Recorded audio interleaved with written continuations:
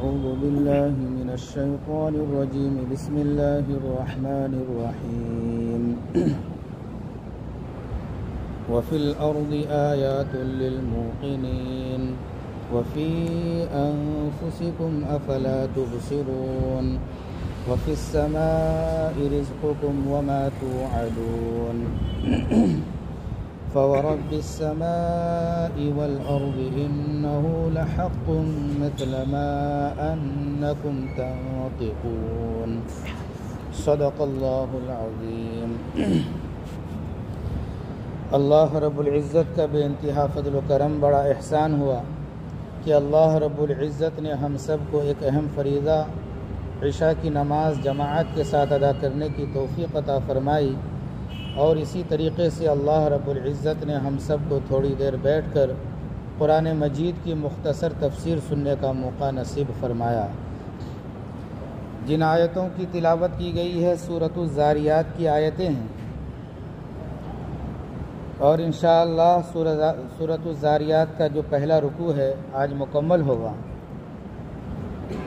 اس سے قبل بیان کیا گیا تھا متقین کے بارے میں کہ متقین جو ہے باغوں میں ہوں گے، چشموں میں ہوں گے، ان کے اعمال کے بدلے میں اللہ تعالیٰ جو ان کو جزا دیں گے، متقی لوگ خوشی خوشی اسے لے رہے ہوں گے۔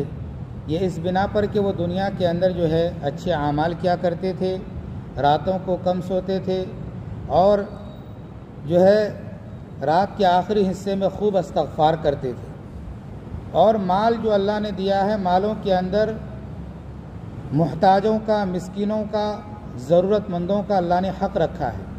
اللہ نے جس کو بھی مال دیا ہے اس مال کے اندر حق رکھا گیا ہے، اور جو ہے اس کو چاہیے کہ وہ سائلوں کو دے، محروم لوگوں کو دے۔ تو متقی لوگوں کی صفات یہ ہوتی تھی کہ اللہ کا جو واجب حق ہے اس کو بھی ادا کرتے تھے، اور بھی جو ہے جو بھی مانگنے والا آ جاتا تھا اس کو کیا کرتے تھے، دیتے تھے۔ اسی طریقے سے جو مال کے اندر حق ہے مانگنے والوں کا، محروم لوگوں کا، اس لیے جو ہے کوئی ہم سے اگر مال طلب کرے، اپنی ضرورت کا اظہار کرے، تو جو ہے ہمیں اپنے حسب استطاعت اس کی کیا کرنی چاہیے، مدد کرنی چاہیے، اس کو دینی چاہیے، کیونکہ ہمارے مالوں کے اندر ان کا حق رکھا گیا ہے۔ اور اسی طریقے سے متقی لوگ جو دیتے تھے، خصوصاً صحابہ کرام، وہ اس طور پر دیتے تھے کہ جیسا کہ ان کا حق بنتا ہے، واجبی حق ہے، یعنی اس طریقے سے وہ تلاش کر کے محروم لوگوں کو تلاش کر کے دیتے تھے، اور سائل کو تو دیتے ہی تھے، جو عزت نفس کی وجہ سے سوال نہیں کرتا تھا اس کو تلاش کر کے دیتے تھے کہ کہیں یہ محتاج تو نہیں ہے، ضرورت مند تو نہیں ہے، اس کو جو ہے مال ان کو دیتے تھے۔ آگے اللہ رب العزت ارشاد فرماتے ہیں وَفِي الْأَرْضِ آیَاتٌ لِّلْمُوقِنِينَ، زمین میں یقین کرنے والوں کے لیے بڑی نشانیاں ہیں۔ زمین ہے، زمین کے اندر انسان غور کرے، بڑی نشانیاں ہیں اللہ تبارک و تعالیٰ کی اس کے اندر۔ اور دوسرے مقام پر اللہ نے بیان فرمایا وَيَتَفَكَّرُونَ فِي خَلْقِ السَّمَاوَاتِ وَالْأَرْضِ، کہ تم غور و فکر کرو، زمین کے اندر بھی، آسمانوں کے بارے میں بھی کیا کرو، غور و فکر کرو، تمہیں اللہ کی قدرت نظر آئے گی، تمہیں کیا ہے، اللہ کی نشانیاں نظر آئیں گی۔ تو یہاں پر یہ فرمایا گیا زمین کے تعلق سے وَفِي الْأَرْضِ آیَاتٌ لِّلْمُوقِنِينَ، کہ یقین کرنے والوں کے لیے زمین میں بڑی نشانیاں ہیں، بہت ساری نشانیاں ہیں۔ زمین ہے، انسان زمین پر غور کرے، اللہ نے زمین کو بچھونے کی طرح بچھا دیا، بستر کی طرح کیا ہے، زمین کو اللہ نے بچھا دیا۔ اور اسی طریقے سے زمین کے اندر مختلف چیزیں ہیں۔ پہاڑ کو دیکھیں، اللہ نے اتنے مضبوط پہاڑ کو کس طریقے سے زمین میں گاڑ دیا۔ سمندر کو دیکھیں کہ پانی کس طریقے سے جو ہے سمندر کے اندر جمع ہے، اور چشموں کو دیکھیں، نہروں کو دیکھیں کہ پانی کس طریقے سے بہہ رہی ہیں، اور زمین کے اندر جو ہے پہاڑوں کو دیکھیں، اور پہاڑوں کے اندر غاروں کو دیکھیں کہ اللہ نے کس عجیب طریقے سے جو ہے غاروں کو پیدا فرمایا، بنایا۔ تو یہ اللہ کی قدرتیں ہمیں کیا ہے، زمین کے اندر نظر آئیں گی۔ تو انسان اگر اللہ کو پہچاننا چاہے تو اللہ کی پیدا کردہ چیزوں پر غور و فکر کرے گا تو اللہ کو انسان کیا کر سکتا ہے، پہچان سکتا ہے۔ لیکن شرط یہ ہے کہ جو ہے ہوش میں غور و فکر کرے، نصیحت حاصل کرنے کے لیے کیا کرے، غور و فکر کرے۔ فرمایا گیا کہ زمین کے اندر بہت ساری نشانیاں ہیں ان لوگوں کے لیے جو یقین رکھے، یقین والوں کے لیے بہت ساری چیزیں نظر آئیں گی ان کو، اللہ کی قدرت نظر آئیں گی، اس کی نشانیاں نظر آئیں گی، اور جس کو یقین نہ ہو تو پھر وہ کوئی چیز کو بھی وہ عبرت کی نظر سے نہیں دیکھے گا۔ فرمایا کہ صرف زمینی نہیں، وفی انفسکم افلا تبصرون، تمہاری ذات کے اندر بھی بہت ساری نشانیاں ہیں، افلا تبصرون، کیا تم اپنے اندر اس چیز کو دیکھتے نہیں؟ انسان کی ذات کے اندر انسان اگر غور و فکر کرے تو قدرت کی بہت ساری نشانیاں انسان کی ذات کے اندر موجود ہے۔ انسان اپنے بارے میں غور و فکر کرے کہ انسان تھا کیا، ناپاک منی کا قطرہ تھا، الم یکن نطفۃ من منی یمنی، پھر وہ ناپاک قطرہ رحم مادر میں گیا تو اللہ رب العزت نے جو ہے اس کی شکلیں بنائی، صورتیں بنائی، اس کو بنایا۔ قرآن کہتا ہے کہ ثم جعلناہ نطفۃ فی قرار مکین، پھر رحم مادر میں ہم نے جو ہے ایک نطفے کو ٹھہرا دیا۔ ثم خلقنا النطفۃ علقہ فخلقنا العلقۃ مضغہ فخلقنا المضغۃ عظاما فکسونا العظام لحما ثم انشأناہ خلقا آخر فتبارک اللہ احسن الخالقین۔ اللہ کہتا ہے کہ پھر ہم نے اس منی کے قطرے کو، نطفے کو جو ہے ہم نے جو ہے خون کا لوتھڑا بنایا، پھر اس خون کے لوتھڑے کو گوشت بنایا، اور پھر اس گوشت پر جو ہے اس گوشت کے بعض اجزاء سے جو ہے ہڈیاں بنائی، اور پھر ان ہڈیوں کے اوپر گوشت چڑھایا۔ ثم انشأناہ خلقا آخر، پھر ہم نے اس کو بہترین انداز میں جو ہے دوسری صورت میں کیا کر دیا، بنا دیا۔ فتبارک اللہ احسن الخالقین، بابرکت اللہ کی ذات کے کتنے بہترین پیدا کرنے والے ہیں۔ انسان غور و فکر کرے کہ ایک منی کا قطرہ تھا، رحم مادر میں گیا، اور جو ہے اس کے اعضاء بن رہے ہیں، اور جو ہے انسان کے ہاتھ، پاؤں، آنکھ، اور اسی طریقے سے انسان کا دل و دماغ، ہر چیز انسان بن رہا ہے، اور جیسے ہی بن گیا تو جو ہے کچھ مدت کے بعد جو ہے آسانی کے ساتھ اللہ تعالیٰ اس کو دنیا کے اندر لاتے ہیں، اور جب آسانی کے ساتھ دنیا کے اندر وہ آ جاتا ہے تو بتایا گیا کہ جو ہے ماں کے پستان سے دودھ پینے کا طریقہ بھی اللہ تعالیٰ اس بچے کو سکھلا دیتا ہے۔ اس بچے کو کون سکھلاتا ہے کہ جو ہے پستان سے کس طریقے سے دودھ پیا جاتا ہے؟ اللہ نے اس کو سکھلا دیا۔ پھر کچھ بڑا ہوتا ہے، اللہ تعالیٰ اس کو کھانے کا جو ہے وہ غذا کھانے لگتا ہے، اللہ تعالیٰ کھانے کی کیا کرتے ہیں، صلاحیت پیدا کر دیتے ہیں۔ انسان اپنے بارے میں غور و فکر کرے تو انسان کو جو ہے اللہ کی قدرت نظر آئے گی کہ ہم کچھ بھی نہیں تھے، اللہ نے ہمیں پیدا کیا ہے۔ اور اسی طریقے سے انسان اپنے اعضاء و جوارح کو دیکھے، آنکھ کو دیکھے کہ کتنی بڑی نعمت اللہ نے ہمیں عطا فرمائی ہے۔ آنکھ کتنی بڑی نعمت ہے، اس آدمی سے جا کر پوچھے جو اندھا ہے، دیکھنے کی صلاحیت نہیں رکھتا، اسے پوچھے کہ جو ہے تمہارے پاس آنکھ نہیں ہے، تم کیسا محسوس کر رہے ہو، وہ اپنا دکھڑا آپ کو سنائے گا۔ تو آنکھ کتنی بڑی نعمت ہے جس سے ہم دیکھتے ہیں۔ چلنے کی صلاحیت اللہ نے پاؤں دیا ہے، ہم آسانی کے ساتھ دو پاؤں پر کیا ہے، پورے بیلنس کے ساتھ اچھے طریقے سے کیا ہے، چل رہے ہیں۔ اس سے جا کر پوچھیں جو چلنے کی طاقت نہیں رکھتا، پاؤں سے معذور ہے وہ، اس سے جا کر چلنے کی اہمیت پوچھیں۔ اسی طریقے سے اللہ نے ہمارے ہاتھ ایسے بنائے ہیں کہ جو ہے دونوں صحیح سالم ہیں، اور اپنے ہاتھوں سے جو کام کرنا چاہیں آسانی کے ساتھ کر لیتے ہیں۔ جس کے ہاتھ کام نہیں کرتے اس سے جا کر پوچھیں، وہ اپنا دکھڑا ہمیں سنائیں گے۔ تو یہ جو ہے اللہ کی قدرت ہے، نشانیاں ہیں۔ انسان اپنے بارے میں غور و فکر کرے، خود اپنے بارے میں سوچے کہ اللہ نے دل دیا، دماغ دیا، سمجھنے کی، بوجھنے کی اللہ نے ہمیں صلاحیت عطا فرمائی، یہ بہت بڑی نعمت ہے۔ آنکھ، اور آنکھ کے پاس جو پلکیں ہیں، اللہ اکبر، کتنی مرتبہ جو ہے آدمی جو ہے اپنے پلکوں کو جو ہے اوپر نیچے کرتا ہے۔ اللہ نے بے شمار، انسان اگر اپنے بارے میں غور و فکر کرے تو اللہ کی بے شمار نشانیاں اس کو نظر آئیں گی۔ انسان کے جو اجزاء ہیں، پورے ڈاکٹر مل کر کسی اجزاء کو بنا نہیں سکتے۔ انسان کے اجزاء، ہاتھ ہے، انگلی ہے، پاؤں ہے، ناخن ہے، کوئی بنا نہیں سکتا۔ یہ اللہ کی طرف سے بنائی ہوئی چیز اللہ نے ہمیں عطا فرمایا ہے، اللہ نے ہمیں بنایا ہے۔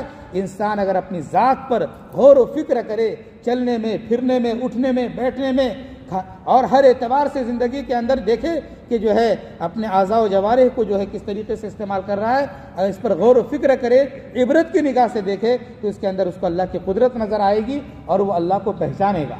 اللہ اسی کو کہتا ہے کہ صرف زمین ہی کے اندر یقین کرنے والوں کے لیے نشانیاں نہیں ہیں، بلکہ تمہاری ذات کے اندر خود بہت ساری نشانیاں ہیں۔ تم اپنی ذات کے بارے میں کیا کرو، غور و فکر کرو۔ افلا تبصرون، کیا تم دیکھتے نہیں، اپنی ذات کے بارے میں غور و فکر کرتے نہیں؟ اس لیے ہر انسان کو اپنی ذات کے بارے میں غور و فکر کرنی چاہیے، اور اعضاء و جوارح کو اللہ رب العزت نے صحیح سالم بنایا ہے، اس پر اللہ کا شکر بھی ادا کرنی چاہیے۔ پھر آگے بیان فرمایا گیا وَفِي السَّمَاءِ رِزْقُكُمْ وَمَا تُوعَدُونَ، اور تمہارا رزق آسمانوں میں ہے اور وہ چیزیں جس کا تم سے وعدہ کیا جاتا ہے۔ رزق اللہ رب العزت نے ہر انسان کا مقدر رکھا ہے، جس انسان کی تقدیر کے اندر جتنی روزی ہے اتنی روزی اس کو مل کر رہے گی، اور رزق کا فیصلہ زمین کے اندر نہیں ہوتا ہے، رزق کا فیصلہ آسمان کے اوپر ہوتا ہے۔ بعض مفسرین نے لکھا ہے کہ اللہ رب العزت نے آسمان کے اوپر فیصلہ کیا مقدر کا، رزق کا۔ اللہ تعالیٰ آسمان سے بارش کو نازل فرماتے ہیں، اور آسمان سے جب بارش کو نازل فرماتے ہیں تو بارش دنیا کی زمین کو سیراب کرتی ہے، کاشتکار کھیتی کرتے ہیں، اور جو ہے اس کے اندر کھیتی کے ذریعے کبھی دھان اگاتے ہیں، اس کے اندر جو ہے دھان کو ڈالا جاتا ہے، دھان کی فصل تیار ہوتی ہے، بعض جگہ گیہوں کی فصل تیار ہوتی ہے، گنے کے فصل تیار ہوتے ہیں، مختلف قسم کے جو ہے فصلیں تیار ہوتی ہیں، مختلف قسم کے باغات ہیں، مختلف قسم کے پھلیں تیار ہو رہی ہیں۔ یہ ساری چیزیں جو تیار ہو رہی ہیں زمین سے، تو اس کو جو ہے آسمان کے اوپر، آسمان سے اللہ تعالیٰ بارش کو برساتا ہے، یہ ساری چیزیں کیا ہوتی ہیں؟ تیار ہوتی ہیں۔ تو فرمایا گیا کہ رزق آسمان سے اتارا جاتا ہے۔ رزق کا تعلق کہاں سے ہے؟ آسمان سے ہے۔ کوئی انسان جو ہے اپنے طور پر جو ہے کوئی چیز کو وجود میں نہیں لا سکتا۔ جو کاشتکار جو ہے اپنی طاقت سے بھائی ہم جو ہے فصلوں کو تیار کر دیں گے، نہیں، اللہ تبارک و تعالیٰ جو ہے بارش دیے ہیں، زمین کو ہموار کیا، اور جو ہے ہم محنت کر رہے ہیں تو اللہ تعالیٰ کیا دیتا ہے؟ پھل دیتا ہے۔ تو فرمایا گیا کہ رزق جو ہے آسمان، رزق کا تعلق آسمان سے ہے، اور جو وعدے تم سے کیے جاتے ہیں اس کا تعلق بھی آسمان سے ہے۔ وعدے کیا ہیں؟ اچھے اعمال کریں گے جنت ملیں گے، اور برے اعمال کریں گے جہنم ملیں گی۔ یہ سارے فیصلے کہاں سے ہو رہے ہیں؟ اللہ کی جانب سے ہو رہے ہیں، آسمان سے ہو رہے ہیں۔ تو فرمایا گیا کہ رزق کا تعلق بھی آسمان سے ہے۔ انسان جو ہے اپنے رزق کے مسئلے میں اللہ کے سامنے روئے، گڑ گڑائے بھی، اور جو ہے دنیا کے اندر اسباب کو بھی کیا کرے؟ وہ اختیار کرے۔ فرمایا گیا کہ کوئی انسان کسی کو رزق نہیں دے سکتا، رزق کا مالک کون ہے؟ اللہ تعالیٰ ہے۔ وَمَا مِن دَابَّةٍ فِي الْأَرْضِ إِلَّا عَلَى اللَّهِ رِزْقُهَا، روئے زمین کے اوپر جتنے بھی چوپائے ہیں اور جتنے بھی مخلوقات ہیں، سارے مخلوق کے رزق کی ذمہ داری کس نے لی ہے؟ اللہ رب العزت نے لی ہے، اور اللہ تعالیٰ سارے مخلوق کو رزق دے رہے ہیں۔ صرف انسان ہی نہیں بلکہ جتنے بھی مخلوقات ہیں، 18,000 سے زائد مخلوقات، ساروں کو رزق کون پہنچا رہا ہے؟ اللہ رب العزت کیا کر رہے ہیں؟ اس کو رزق پہنچا رہے ہیں۔ تو فرمایا گیا وَفِي السَّمَاءِ رِزْقُكُمْ وَمَا تُوعَدُونَ، کہ تمہارا رزق آسمانوں میں ہے، اور وہ تمام چیزیں جو تم سے وعدے کیے جاتے ہیں وہ بھی کیا ہے؟ آسمانوں میں ہے۔ یعنی خیر اور شر کا جو بھی فیصلہ ہوتا ہے آسمان ہی سے ہوتا ہے۔ پھر آگے بیان فرمایا گیا فَوَرَبِّ السَّمَاءِ وَالْأَرْضِ إِنَّهُ لَحَقٌّ مِثْلَ مَا أَنَّكُمْ تَنطِقُونَ۔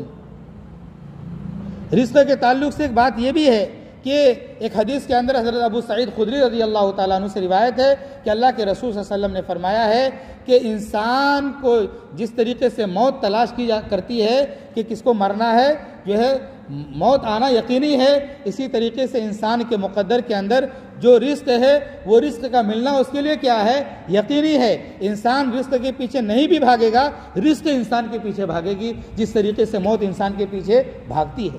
تو جو ہے انسان کا جو مقدر دنیا کے اندر ہے، جتنی رزق اس کے مقدر کے اندر ہے، جب تک اپنی مقدر کی روزی انسان کھا نہیں لے گا، اس کو استعمال کر نہیں لے گا، اس وقت تک انسان کی موت نہیں آ سکتی۔ حتیٰ کہ ایک دانہ بھی اس کے مقدر میں ہے تو وہ ایک دانہ، آخری دانہ جب تک کھا نہیں لے گا اس کو موت نہیں آ سکتی۔ اور آگے بیان فرمایا گیا کہ قسم ہے آسمان کی اور زمین کی، رب کی۔ فَوَرَبِّ السَّمَاءِ وَالْأَرْضِ، آسمان اور زمین کے رب کی قسم، انہو لحق، یہ چیزیں یقینی ہے، یہ بالکل حق ہے، مثل انکم ما تنطقون، جس طریقے سے تم جو ہے گفتگو کرتے ہو، کلام کرتے ہو، یہ چیزیں حق ہے۔ یہاں پر قسم کھائی گئی، قسم ہے آسمان کی اور زمین کی، انہو لحق، کہ یہ چیزیں یقینی ہے، حق ہے۔ کیا حق ہے؟ قیامت کا وقوع، جزا سزا، یہ حق ہے، یہ قرآن حق ہے۔